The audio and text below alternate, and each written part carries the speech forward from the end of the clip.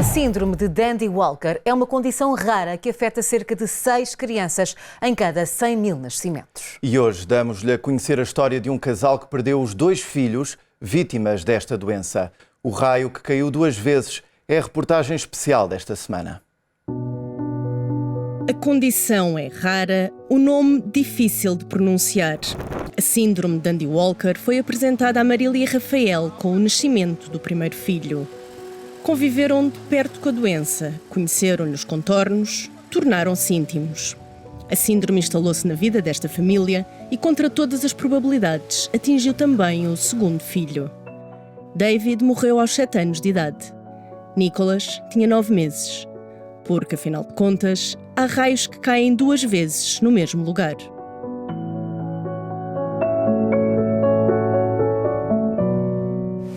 Juntos desde a adolescência, as ruas de São Paulo viram nascer o amor entre os dois.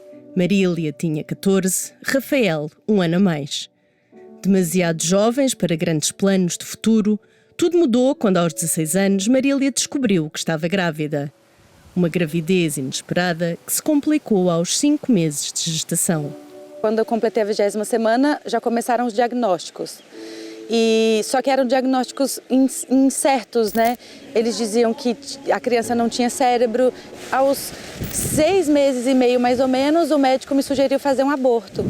A pouca idade não impediu Marília de tomar as próprias decisões e assumir sozinha a responsabilidade pelo bebê que trazia no ventre. Não vou fazer o aborto e não vou contar para ninguém, porque eu acho que essa decisão é minha. E consegui sustentar essa decisão até o final da gravidez. Os médicos não acreditavam que o bebê tivesse qualquer hipótese de vida. O médico falou assim, olha, você pode ter o seu filho onde você quiser, porque ele vai morrer de qualquer forma. Quando o bebê nasceu, o médico ficou surpreso, porque ele nasceu super bem, dentro de todos os problemas que ele tinha, mas as primeiras 24 horas iam ser cruciais, porque era o que ia dizer realmente o que ele tinha e se ele realmente ia sobreviver.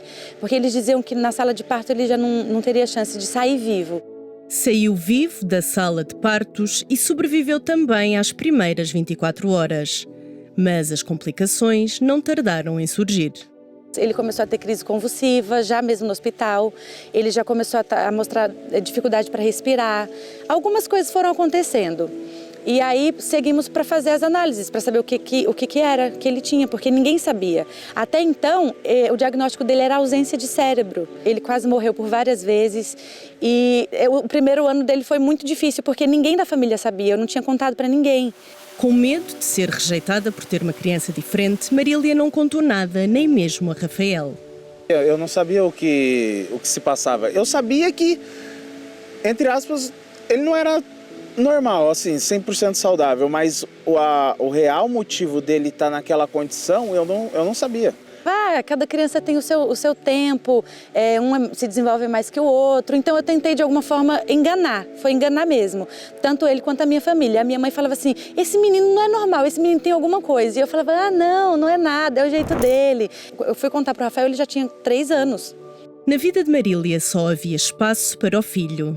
Quando o menino estava perto de completar 1 ano, começaram as manifestações de hidrocefalia, uma das principais características da síndrome de Dandy Walker. Quando ele teve 9 para 10 meses, começou a ter esse acúmulo de líquido na cabeça dele. Então isso aí eu já não conseguia mais esconder, porque a cabeça dele já começou a ficar maior do que o normal, os olhinhos dele já começou a ficar mais diferente do que o normal. Em alguns casos mais graves, esta alteração da conformação da fossa posterior leva à acumulação de líquido de tal forma que aumenta a pressão dentro do sistema nervoso central, do cérebro, e leva à chamada hidrocefalia. Mas, afinal, o que é a síndrome de Dandy Walker? É uma malformação da porção posterior do sistema nervoso central, ou seja, da fossa posterior, da região onde está o cerebelo. Este órgão é um órgão que coordena o movimento e o equilíbrio e, portanto, o que ocorre é uma redução, uma hipoplasia, ou seja, o vermis, que é a zona mediana do cerebelo, como se fosse a haste que segura depois nós chamamos as asas dos hemisférios cerebelosos, é mais pequenino.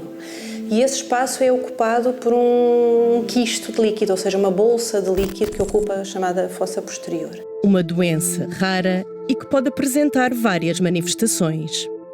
A prevalência estimada num estudo europeu publicado em 2019, um estudo multicêntrico, foi de cerca de 6 casos por 100 mil nascimentos. Portanto, é uma doença muito, muito rara. O mais comum é uma criança, um bebê que nasce e que é mais mole, nós chamamos um bebê hipotónico, e que depois, quando começa a sentar-se ou tentar pôr-se de pé, começamos a perceber que é um bebê que tem dificuldade em manter o equilíbrio. Depois, a par desta dificuldade na coordenação dos movimentos e do equilíbrio, muitas vezes são crianças que têm algum grau de atraso de desenvolvimento psicomotor. Pode haver alterações a nível da linguagem, da capacidade de aprendizagem da leitura, e em alguns casos há também epilepsia. Pode ocorrer também alteração a nível de malformações a nível de outros membros ou então a nível cardíaco. O diagnóstico deitou por terra tudo o que haviam idealizado. Quando você descobre a gravidez, você já começa a pensar no nome, na roupinha, em tudo. E as coisas que a gente pensava era, vou ao parque com meu filho, vou jogar bola, essas coisas. Ao mesmo tempo que nasceu essa outra criança, morreu a que a gente idealizava. Porque assim, até ali, eu ainda tinha aquela esperança de que, isso vai passar. E de repente, a gente viu que não ia passar. Então, foi um luto com ele vivo. Eu olhava para a cara da criança e falava, peraí, criança com 1 ano aí que tá subindo em árvore, o menino não senta, não faz as coisinhas, não fala uma palavra. Mas aí depois veio o diagnóstico, os papéis, que ele tinha essa doença, tinha a hidrocefalia, que andar ele poderia nunca andar, como não andou, falar também não, ele emitia sons. Sem saber ao certo com o que estavam a lidar, Marília e Rafael foram descobrindo a síndrome enquanto cuidavam de David. E as informações na internet, na época, era... As piores. Você colocava lá, criança com hidrocefalia. Aparecia uma imagem de uma criança que nem parecia uma criança, com a cabeça gigantesca, que parecia mais um personagem de ficção científica. Você fala, não, pô, mas se olhava para aquela foto, você olhava para a criança, você fala, não, peraí. No decorrer da vida foi que a gente foi ver que ele tinha dificuldade para respirar, ele tinha dificuldade, o coração dele, ele tinha sopro no coração, ele tinha estrabismo, ele não enxergava direito, ele tinha dificuldade de fala, ele tinha dificuldade na coordenação motora. Apesar das dificuldades que enfrentava, David ia à escola, fazia várias terapias e era incluído em todas as atividades da família. Aniversário, batizado, festa, tudo que você imaginar. Praia que era o que mais gostava. Você colocava ele lá meia horinha dentro d'água, ele brincava, batia as mãos, os pezinhos e tal. Daqui a pouco você deitava ele no cantinho lá, ele tomava a comidinha dele lá e ia dormir, descansar debaixo de um coqueiro. Então assim, a gente tentou fazer... Vida boa. A gente tentou fazer de tudo possível. Faziam das fraquezas força e ao fim de 6 anos começaram a ponderar a hipótese de ter outro filho. O receio de que pudesse não ser saudável levou Marília e Rafael a consultar um médico antes de tentarem engravidar. E esse doutor falou pra gente que não impossível, mas para acontecer um caso desse de novo com a gente, a chance era mínima da mínima. O risco de recorrência numa futura gravidez dentro da mesma família é sempre muito difícil de predizer. A partida será baixo porque habitualmente são mutações pontuais, ou seja, que ocorrem naquela gravidez durante a formação daquele embrião e não costuma ser algo herdado do pai ou da mãe. Portanto, o risco de recorrência é baixo, mas pode acontecer. A gente idealizou de novo, claro, e com o aval do médico. O médico falou assim, vocês voltaram a chance de um casal normal ter criança com problema. Então, não posso dizer que é nula, mas dificilmente isso vai acontecer. Então, a gente vamos planejar. Os planos rapidamente se converteram em realidade e Marília voltou a engravidar. Desta vez, Rafael não falhou uma consulta nem deixou perguntas por fazer. Eu levava papel e caneta durante os 9 meses. Todas as consultas, a gente foi, a gente perguntou. Ele estava em todas. Fez vários ultrassons, fez ultrassom do cérebro, da cabeça, de coração. Nos exames, nada foi detectado. E quando Nicholas nasceu, aparentava ser um bebê perfeitamente saudável. Que eu olhei para a cara da criança, perfeita. Na hora que olhei, eu bati os olhos na criança, o olho até brilhou, tava respirando, coradinho, bonitinho. Peguei, eu falei, ó, esse deu certo, esse daí deu certo. Mas quando eu olhei pra ele, eu já percebi que ele não era normal. Só que alguma coisa dentro de mim já dizia que ele não era normal. Só que passou 2, 3, 4 dias, eu olhava assim e falava, putz, tem alguma coisa aí. O médico falou que eu não... Assim, ele não deu 100% de certeza, mas falou que a chance era baixíssima. Mas, quer ver, aconteceu de novo. Aconteceu de novo. O raio caiu 2 vezes no mesmo lugar. Mais velho, o nível era super elevado, do mais novo já não era tanto. E essa síndrome traz com ela muitas doenças junto. E a parte cardíaca do mais velho era suave, mas a parte neurológica era mais afetada. Do bebê, a parte neurológica era menos afetada, mas a parte cardíaca era mais grave. Então foi o contrário um do outro.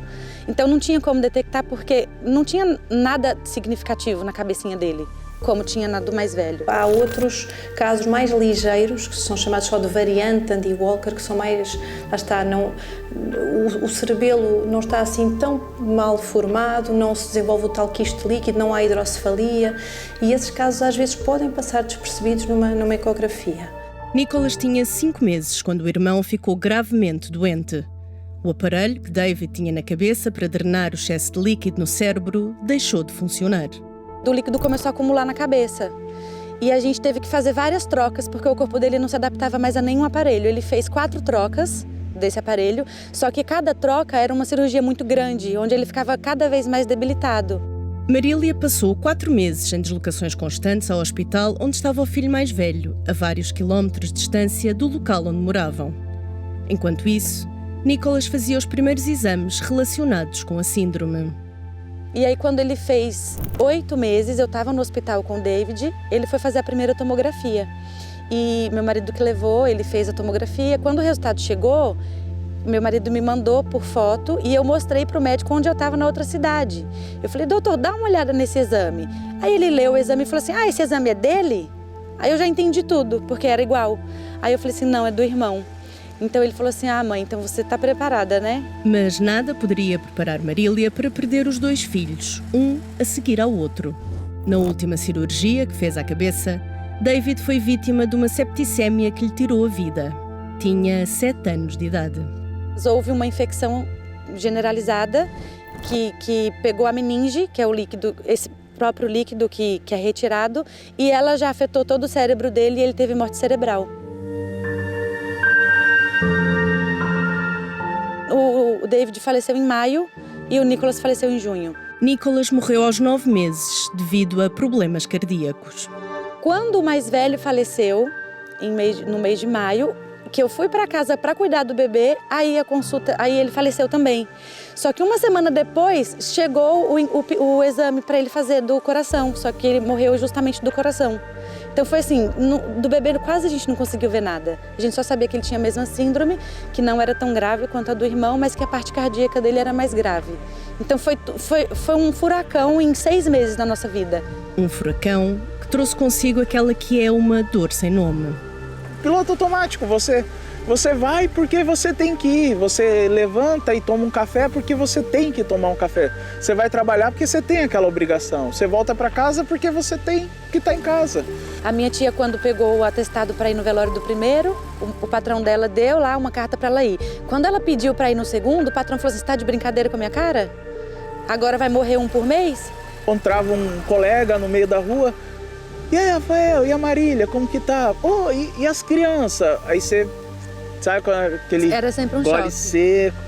Aí, então, amigo, minhas crianças faleceu. Quando a gente foi lidar que isso era a nossa realidade, foi assim, e agora o que é que eu faço? O que eu tenho de rotina? Qual que é a minha rotina? Eu não tenho rotina. Minha rotina era acordar, fazer mamadeira, trocar fralda. Essa era a minha rotina. Eu acordava assim no meio da sala da minha casa e ficava parada, tipo assim, o que eu vou fazer? Não tem o que fazer. Não tem uma criança chorando, não tem Eu não tinha bater no pé. Não tinha rotina, não tinha vida. Mas a vida seguiu, o tempo passou e os meses transformaram-se em anos. E ao fim de 8, Marília quebrou. Mas quando fez 8 anos, porque o David faleceu com 7. Quando fez 8 anos, eu já estava aqui em Portugal, a minha ficha caiu no sentido de, tipo assim, agora eu tenho mais tempo sem ele do que com ele. E aí foi como se eu tivesse caído dentro de um poço. Acho que de todas, foi a pior fase da minha vida.